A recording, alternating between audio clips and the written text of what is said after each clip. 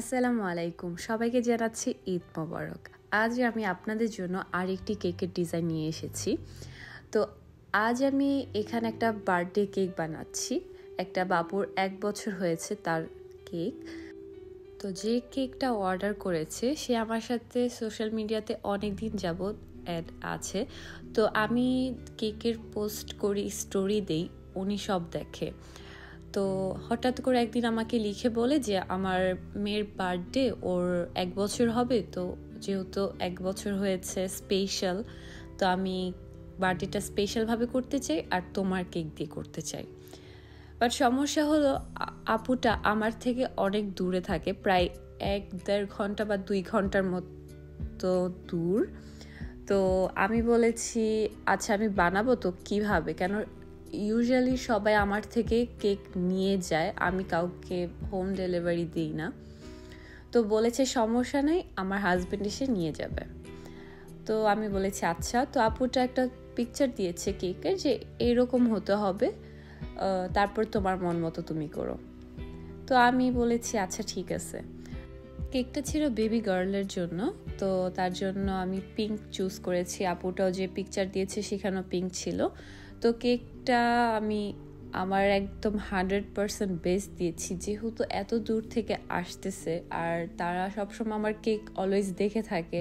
তো চেষ্টা করেছি যে এমনভাবে কেকটা বানাই যে তারা দেখেও যে বলুক যে না, এত দূর থেকে আমি সার্থক হয়েছি, যে এত ভালো একটা কেক পেয়েছি।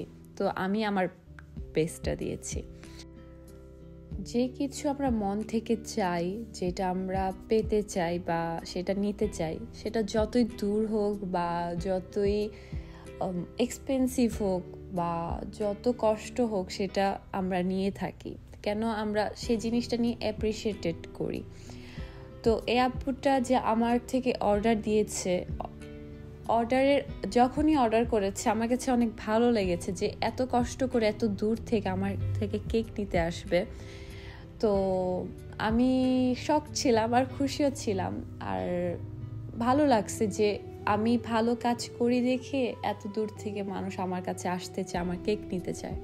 তো কেকটা আমি তাদের হাতে দেওয়ার আগেই, বানানোর আগে থেকে আমি এক্সাইটেড ছিলাম।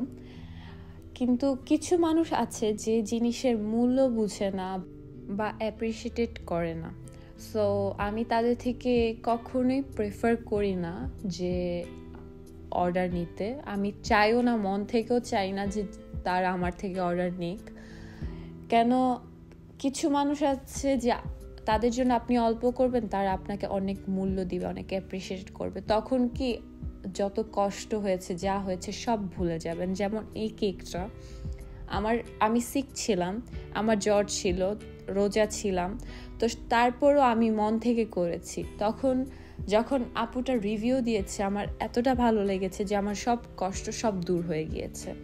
আর কিছু মানুষ আছে যে আপনি তাদের 100% দিবেন, তারা আপনাকে কেকের মূল্য দিবে না, মানে আপনার প্রাইস দিবে না, ভালো রিভিউ দিবে না।